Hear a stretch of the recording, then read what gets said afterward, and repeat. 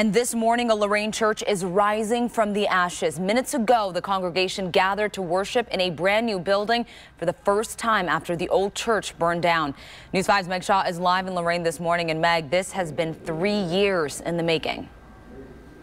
Yeah, absolutely. Patience and hard work certainly paying off here this morning in Lorain. Members of the First Lutheran Church here in Lorain are congregating for the very first time in this brand new church. And I spoke to many of them ahead of today's services.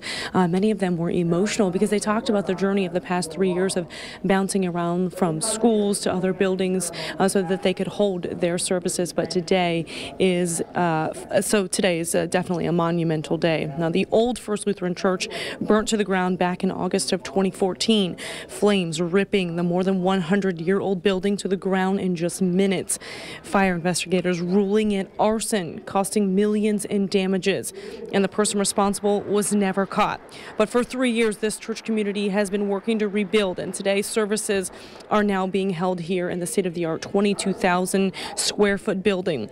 I caught up with a longtime church member ahead of the dedication, Jane Cooper. She was the first woman baptized in the old church back in 1925.